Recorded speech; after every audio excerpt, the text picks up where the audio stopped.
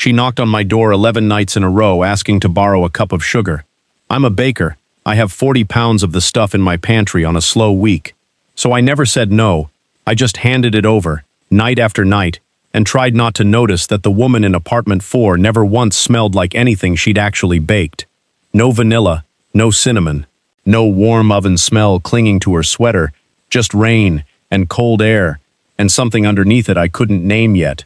By the 11th night, I owned more sugar than any single human being could justify. She still hadn't produced a single cookie, and I was finally about to learn the truth. She'd been carrying up 2 flights of stairs every night, just to stand in my doorway and not say. If you've ever pretended you needed one small thing when you actually needed a much bigger one, stay with me, because this is a story about everything we knock for and can't admit. And if stories like that find you the way they're supposed to, go ahead and subscribe now, because you'll want to be here for how this one ends. My name is Leo Hartley.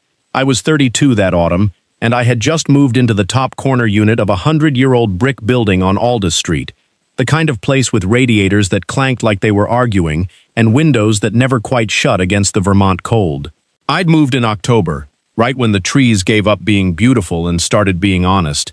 Bare branches, gray sky, that first real bite in the air that tells you winter isn't a rumor. I bake at night. I should explain that, because it's the whole reason any of this happened.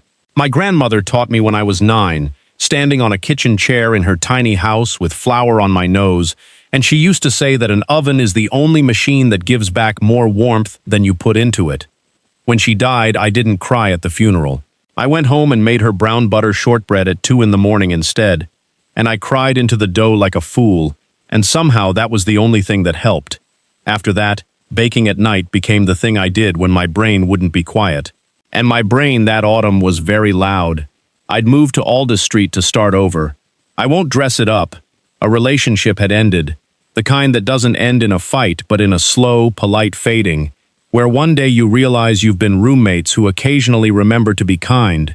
She kept the city we'd lived in. I kept the recipes. Fair trade, honestly.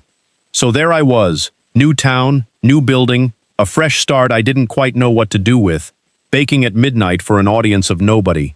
Then, on my 4th night in the building, somebody knocked. It was 11:15. I had a tray of cardamom snickerdoodles cooling on the counter and flour ground into the creases of my hands, and I almost didn't hear it over the radiators complaining. 3 knocks. Light. The knock of someone who isn't sure they should be knocking. I opened the door, and there she was. She was about my age, maybe a year or 2 younger, with dark hair pulled back in a way that had clearly given up halfway through the day, and she was wearing an oversized cardigan with the sleeves pushed up, like she'd run out in a hurry. She had the slightly braced posture of a person standing at a stranger's door at night, ready to apologize for existing. "Hi," she said. "I'm so sorry. I'm in 4. I just moved in last week, and this is going to sound insane, but do you have any sugar I could borrow? I'm in the middle of something and I completely ran out. Now, here is the thing. The hallway outside my door smells like whatever I'm making. That night it was buttery and sweet and warm, the kind of smell that reaches down the stairwell and grabs people by the collar. I figured that's what had drawn her up. Reasonable. People follow good smells. That's just biology." "Yeah, of course," I said. "Come in for a sec, I'll get it." She hesitated at the threshold, the way you do when a stranger's apartment is a stranger's apartment, then stepped in just far enough to be polite. Her eyes went straight to the cooling rack. "You actually bake," she said, like she'd expected the smell to be a candle. "It's kind of my whole personality," I said. "Also my job. I run the morning shift at a bakery on Center Street. The night baking is just a habit. At 11 at night, my grandmother had opinions about sleep schedules. I inherited them. That got a small laugh out of her, surprised, like she hadn't planned to. I scooped a generous cup of sugar into a clean jar, screwed the lid on, and handed it to her. "Here, keep the jar. I'll bring it back. You really don't have to." "I will," she said, with a firmness that didn't match the situation. Then, at the door, almost as an afterthought, "I'm June, by the way. Leo." "Thanks, Leo. You saved my whole night." And she was gone. Back down the stairs, the jar of sugar held against her chest, like it was something more fragile than sugar. I didn't think much of it. People borrow things. That's what neighbors are. I finished my snickerdoodles, ate 3, and went to bed. The next night, at 11:20, she knocked again. "I'm so embarrassed," June said, before I'd even fully opened the door. "I swear I'm not usually this disorganized." I ran out again. I looked at her. I looked at the jar in her hands, the same jar which I noticed was completely full, untouched. She saw me see it and her grip tightened. "I bought my own," she said quickly. "I'm returning yours." But then I realized I needed more. For tomorrow. So you need sugar," I said slowly. "So I need sugar. I'm a fairly honest person, and I generally assume other people are too, so I did the math the obvious way. She's new, she's flustered, she's clearly going through some kind of stress-baking phase, and who am I to judge a person for that, considering I was standing there at midnight covered in flour for emotional reasons. So I filled the jar again. "What are you making?" I asked, handing it over. There was the smallest pause, a flicker. "Banana bread," she said. "Nice. You want the trick for keeping it moist?" "No. I've got it. Thank you, though. Good night, Leo." And again, she was gone before I could say anything else. I stood in my doorway for a long moment after the stairwell door clicked shut, because here is what I knew, as a professional. The entire building smelled like my baking. Mine. There was no banana bread. There was no second oven somewhere below me filling the air with warm sugar and ripe fruit. If June was baking anything in apartment 4, the smell never made it past her door.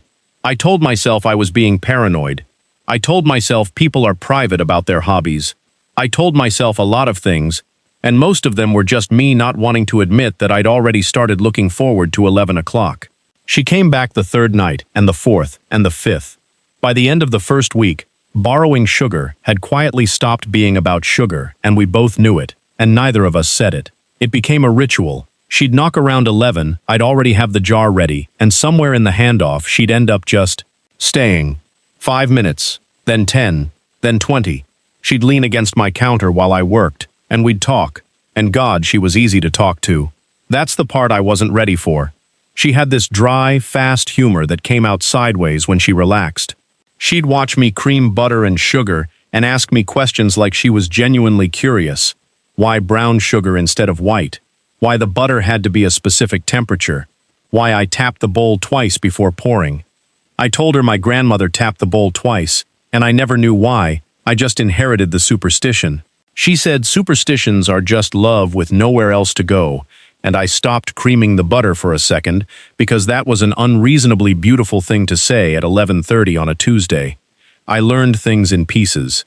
She'd moved to town for a fresh start. Her words, the same words I'd have used, which I noticed. She worked remotely, something with grant writing for nonprofits, which she described as professionally asking strangers for money. She didn't have family nearby. She didn't have friends here yet. She'd lived in the building exactly 1 week longer than I had. What I didn't learn was anything about before. Every time the conversation drifted backward, where she'd come from, who she'd left, why she'd really moved, she'd fold it up neatly and change the subject, usually with a joke. I recognized the technique because I used the exact same one. 2 people standing in a warm kitchen, both holding doors shut against the past with our shoulders, pretending we were just there about the sugar. On the 7th night, something shifted. It was snowing, the first real snow, fat, slow flakes coming down past the streetlight outside my window. June knocked later than usual, almost midnight, and when I opened the door, the joke wasn't on her face. She looked tired, in a way that wasn't about sleep. "Bad day?" I asked. "Bad day," she admitted, which was the first time she'd ever admitted anything. I didn't say, "Do you want to talk about it?" because that's a door. And she'd just slam it. Instead, I said, "I'm making my grandmother's shortbread. It takes brown butter and a lot of patience. You want to stand here and be unhelpful while I do it?" Something in her face loosened. I'm extremely good at being unhelpful. So she stayed, and she sat on my counter.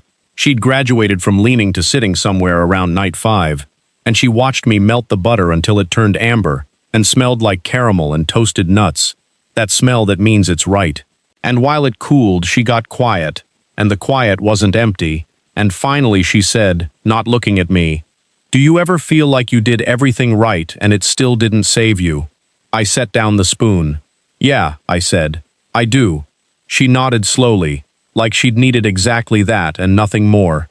She didn't explain. I didn't ask. I just slid the first warm piece of shortbread across the counter to her, and she held it without eating it, and we listened to the snow not make any sound at all. That was the night I understood that June wasn't coming for sugar. I'd known it with my head for days, but that night I knew it the other way, the way you know things in your chest. The sugar was a passport. It was the one reason she'd allowed herself, the small acceptable lie that got her through my door and out of whatever silence was waiting for her down in apartment 4. What I didn't know yet was why she couldn't just say so, why the lie mattered so much that she rebuilt it every single night. I'm going to tell you what she finally confessed and why it broke my heart in the best possible way. But if you're already rooting for these two the way I was that night, do me a favor and hit that like button so I know you're in this with me. Then let's keep going, because the next knock changed everything. The 8th night, she didn't come. I want to tell you I played it cool, but I checked the clock at 11, and at 11:30, and at midnight I caught myself standing near the door like an idiot, and I made myself sit down and finish a batch of palmiers that did not need finishing. No knock. The hallway stayed quiet. The snow kept falling. I told myself it was fine. People have lives. She probably went to bed early, or had a deadline, or finally bought enough sugar to last a normal human a month. I told myself all of it, and none of it worked, because I'd spent 7 nights learning the shape of 11 o'clock with her in it, and now the room was just a room. The 9th night, same thing, silence. And around 1 in the morning, I did something I'm not proud of and also would do again. I made a small box of the cardamom snickerdoodles from the first night, the ones that had been cooling on the counter when she first knocked, and I walked down to apartment 4 and left them outside her door with a note that said, "In case you ran out of an excuse." Leo, I didn't knock. I just left them and went back up. The 10th night, she knocked. When I opened the door, she was holding the empty cookie box, and her eyes were red-rimmed, and she didn't bother with the cardigan sleeve fidget or the apology or the joke. She just stood there and said, "That was a really mean thing to do. The cookies? The note." Her voice cracked on it. "In case you ran out of an excuse. You know, you've known for days, haven't you? June. I don't even have a sugar shortage, Leo. I have a whole bag of it under my sink. I've had a whole bag the entire time." "I know." "You know." She laughed, but it came out wet and broken. "Then why did you keep giving it to me? Every night? Why didn't you just say something?" And here's the truth, the one I'd been carrying up and down the stairs of my own chest for 10 nights. "Because," I said, "I figured you were knocking for something you couldn't ask for out loud, and I didn't want to make you say it before you were ready. I just wanted to keep the door open until you were." She put a hand over her mouth. The empty box trembled in her other hand. And then, finally, she said the thing she'd been swallowing for 2 weeks. "I don't even bake, Leo." It came out in a whisper, like a secret too heavy to say at full volume. "I've never baked anything in my life. I don't know what to do with a cup of sugar. Her breath hitched. The first night I couldn't sleep, and I was standing in my dark apartment feeling like the loneliest person on earth, and I smelled your kitchen, cinnamon and butter and warmth, and it came up through the floor like the building was trying to tell me something. And it smelled like a place where somebody was okay, and I just wanted to stand in it for 30 seconds. I needed one reason to knock that wouldn't make me sound as pathetic as I felt, so I asked for sugar. And you were kind, and I couldn't stop. The radiator clanked, the snow fell. I didn't say anything for a second because my throat had closed up. "I moved here to disappear," she went on, quieter now. "Something happened back home. It doesn't matter what. It's the usual heartbreak, the usual feeling stupid for trusting someone, the usual rebuilding from nothing. And I told myself I'd be fine alone. I'm good at being alone.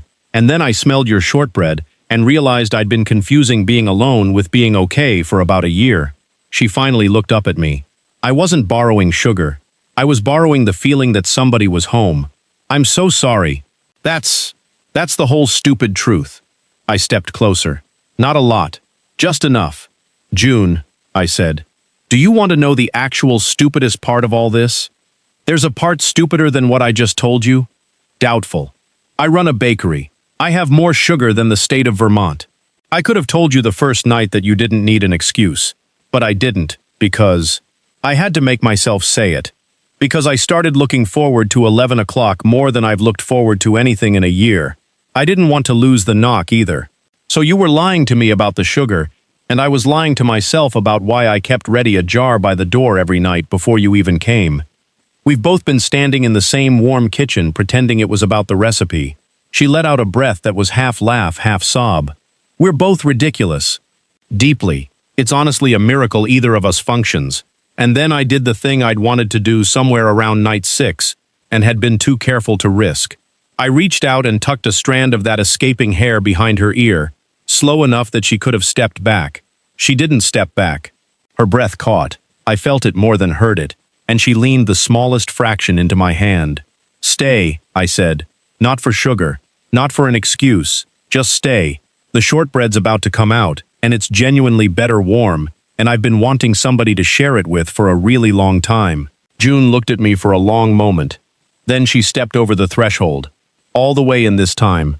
Not the polite half step. And she set the empty cookie box on my counter like she was setting down something she didn't have to carry anymore. Okay, she said, but I'm warning you now. I really truly cannot bake. I will be a disaster. Good, I said. I'll teach you. We've got the sugar for it. She laughed for real then, the kind that reaches the eyes, and the room stopped being just a room.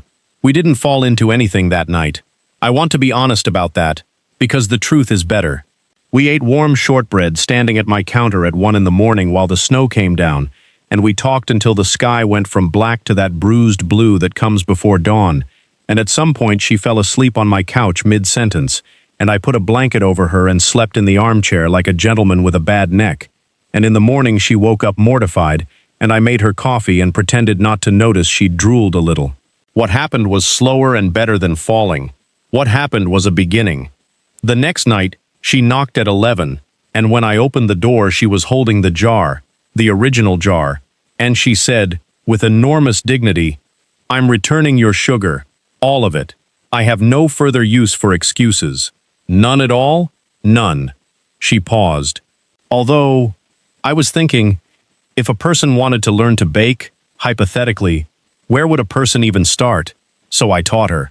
She was, as promised, a disaster. She measured flour like she was diffusing a bomb. She cracked an egg directly onto the floor on her second attempt, and stood there staring at it like it had personally betrayed her. She overmixed everything, because she couldn't stand to leave it alone, and I had to physically take the spoon out of her hand more than once. Her first batch of cookies came out flat and sad and burnt at the edges, and she ate one anyway, defiantly, and declared it rustic. But she kept knocking, every night, and now we both knew it was never about the sugar, so we didn't pretend anymore, and somehow not pretending made the whole thing lighter, like we'd both put down something heavy at the same time and could finally use our hands for better things. I learned the before, eventually, the way you learn the deepest things, not all at once, but in pieces handed across a flour-dusted counter at 2 in the morning. The man back home who'd made her feel small for wanting too much. The way she'd stopped reaching for things, because reaching had only ever taught her to expect an empty hand. How she'd moved to a town where she knew exactly no one, and told herself it was independence, when it was really just a quieter kind of hiding. I understood all of it, because I'd done my own version, just with recipes instead of grant writing, and a bakery instead of a sublet. You know what the worst part was? She told me one night, sitting on the counter in what had become her spot, watching me knead dough. I almost didn't knock that first night. I stood at the bottom of your stairs for 10 minutes, deciding I'd talked myself out of it twice. The smell would fade and I'd turn to go back down, and then it'd come back, and I'd think, 1 more minute. If you'd taken 30 more seconds to answer the door, I think I would have lost my nerve and gone back to bed, and we'd just be 2 strangers who pass in the hallway. I almost didn't hear it, I admitted. Over the radiator. I almost missed the whole thing. She reached over and took my hand, flour and all. Then I'm really glad your radiator went quiet for a second. Me too. By December, the snow was serious. The kind that buries the cars and makes the whole street go soft and silent. And June had stopped pretending apartment 4 was where she lived, and started treating it more like the place she kept her clothes. She had a mug in my cabinet. A toothbrush appeared by my sink one morning, and I stood there looking at it for a second, the way you look at a small, enormous thing, and then I just got used to it being there, the way you get used to good things if you let yourself. Her cookies got better. Not good, better. She made a batch of cardamom snickerdoodles, the recipe from the very first night, the smell that had pulled her up the stairs, and they came out only slightly tragic, and she presented them to me on a plate with the pride of a woman who had personally invented dessert. I told her they were perfect. They were not perfect. But she'd made them in our kitchen with our sugar, and that made them the best thing I'd eaten all year, and I told her that part too, and she had to turn around and fuss with the oven so I wouldn't see her face. On the night before the New Year, almost exactly 2 months after she first knocked, June stood in my doorway holding the jar again. Not because she needed an excuse. We were so far past excuses by then. She held it up between us and said, "I have a confession." "Another one? June, my heart can only take so many revelations from you. I kept the first jar of sugar. The very first one. I never used a single grain of it." She turned it in the light. "I told myself I'd give it back when I figured out what I actually came to your door for that night." She looked at me, and the joke fell away, and there was just her, brave and unguarded, in a way it had taken her 2 months and one very loud radiator to get to. "I think I finally figured it out." "Yeah?" My voice didn't come out quite steady. "What'd you come for?" She set the jar down on my counter, gently, like she was finally putting down the last of it. "This," she said. "I came for this. I just didn't have a word for it yet, so I called it sugar." And then she rose up onto her toes and kissed me. In the doorway where it all started, with the snow coming down outside and the kitchen warm behind us, and 2 months of almost finally turning into yes. When she pulled back, breathless, she whispered, "For the record, I'm still a terrible baker." "For the record," I said, "I don't care even a little." That was almost a year ago now. June lives in the corner unit on the top floor of a 100-year-old building on Aldous Street these days. Apartment 4 sits empty, and the building manager keeps trying to rent it, and we keep not mentioning that we know exactly why it never feels lived in. She still can't bake to save her life, but she's stopped apologizing for it, which I think is the real victory. The original jar of sugar sits on a shelf in our kitchen, where we both pretend it's just a jar. It is not just a jar. We both know it's the most important thing we own. I think about that first knock more than I'll ever admit to her. 3 light taps from a woman who'd talked herself out of it twice.